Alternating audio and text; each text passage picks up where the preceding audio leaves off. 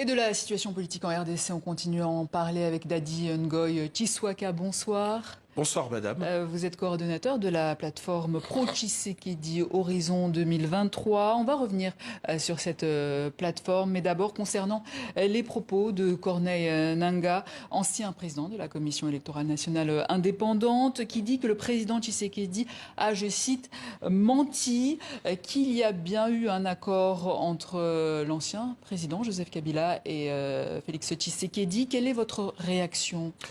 Merci beaucoup madame. Je pense que si il y a bien un menteur, je crois que c'est lui-même Corneille Nangaa.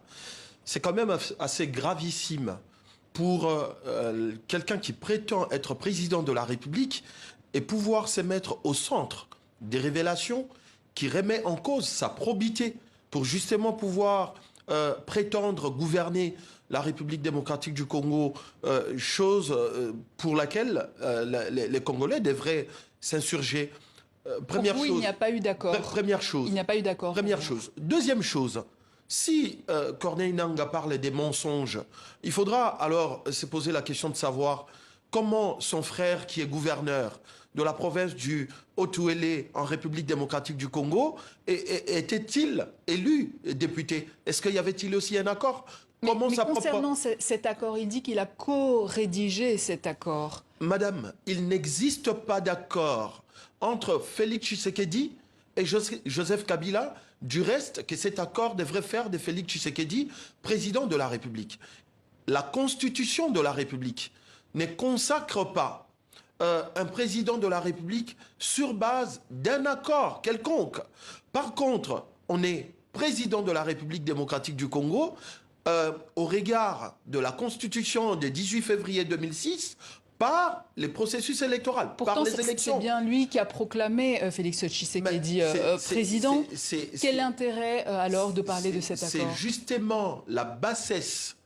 Je ne sais même pas comment qualifier ça. C'est justement là les problèmes de pouvoir être celui qui publie les élections, qui dit que Félix Tshisekedi a gagné ces élections et donc président de la République, et revenir dire au peuple congolais et au peuple du monde que non, j'avais menti, parce qu'en réalité, c'est lui le menteur. Pourtant, si mensonge devrait y avoir. Il dit toutefois, Nangaa dit toutefois que cet accord a sauvé le pays d'un possible bain de sang. Madame, l'accord... Donc, il accorde quand même à Félix Tshisekedi... L'accord n'existe pas. Ça, c'est un. Deux, Félix Tshisekedi, à l'époque, à travers l'UDPS, incarnait la volonté du peuple congolais.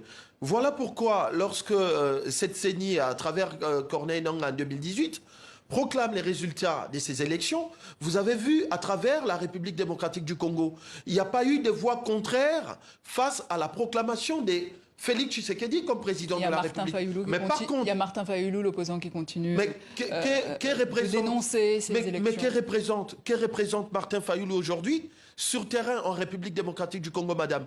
Les derniers meetings que Martin Fayulu a organisés, Anjili, s'il vous plaît, dans une commune périphérique de Kinshasa, il a été seul avec des jeunes Congolais qui se plaisaient à jouer au football, à partager un parti de football sur les mêmes terrains où se passait en même temps le meeting. Alors selon vous, vous confirmez, il n'y a pas d'accord. Vous, Dadi Ngoy Tshiswaka, vous êtes donc coordonnateur de cette plateforme Horizon 2023 qui existe depuis 2021, plateforme pro-Tshisekedi. Alors qu'il existe déjà l'Union sacrée. Alors pourquoi cette nouvelle plateforme? N'est-ce pas diviser ce projet qui est délire, Félix Tshisekedi, ensemble? Ce n'est pas diviser ou disperser les forces autour du président Félix Tshisekedi.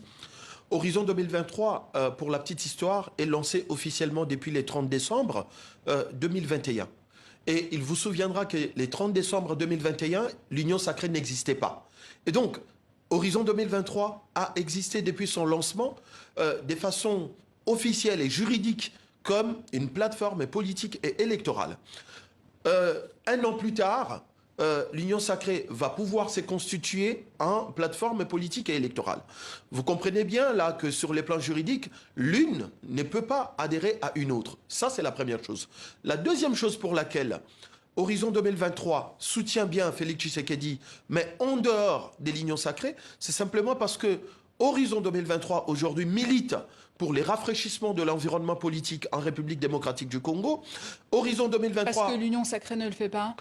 Je vais y arriver. Parce que Horizon 2023 milite pour l'instauration des 3 principes fondamentaux dont nous estimons qu'avec ces principes, la République démocratique du Congo, avec les leaderships de Félix Tshisekedi, avec la volonté qu'a impulsé Félix Tshisekedi au sommet de la gouvernance, fait en sorte que nous devons instaurer la rupture, l'engagement et les résultats. La rupture avec le FCC, par exemple? Justement, la rupture avec les FCC, mais surtout la rupture avec les pratiques qui ont dévasté notre pays. Donc est-ce que ce n'est pas un moyen, par exemple, de s'affranchir des rumeurs ou pas de cet accord dont on parlait Ce n'est pas au début?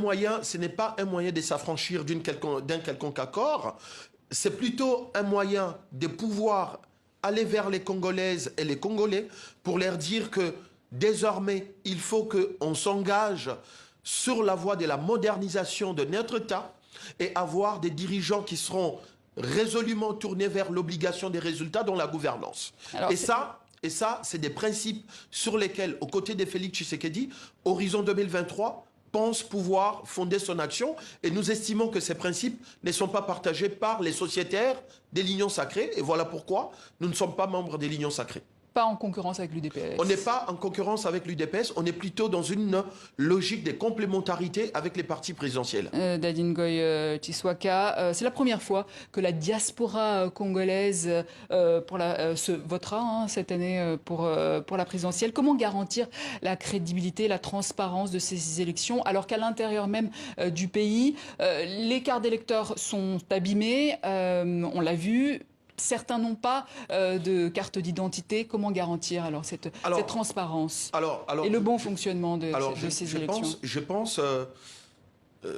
suis pas membre de la Commission électorale nationale indépendante, mais en tant qu'acteur de la société politique congolaise, je voudrais dire que en prenant l'option, en levant l'option de pouvoir donner de façon pilote à quelques 5 pays de l'étranger, à nos compatriotes, d'élire leur président de la République, que la CENI a pris toutes les dispositions justement pour pouvoir garantir non seulement la sécurisation, mais également la transparence dans ces processus au niveau de ces pays, pour que, effectivement, la volonté de cette diaspora qui va élire pour la première fois leur président de la République, qui vont faire leur choix, et que ces choix puissent être traduit comme Est-ce que c'est normal que dans une région comme le Nord Kivu, on ne puisse pas voter à cause du M23 en fait? Non, s'il vous plaît.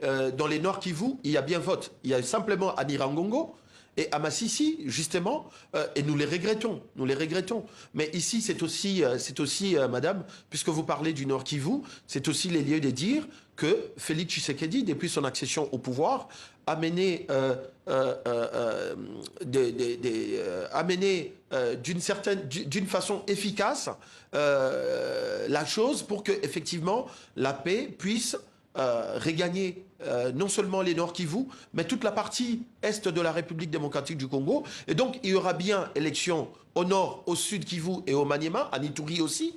Il y aura bien élection, évidemment, qu'il y a à Nirangongo et à Massissi. Il n'y aura pas élection, nous les regrettons, mais je pense que certains compatriotes de là vont migrer vers d'autres sites électoraux pour pouvoir voter. Tshiswaka, merci. Je rappelle que vous êtes coordonnateur de la plateforme Pro-Tshisekedi Horizon 2023.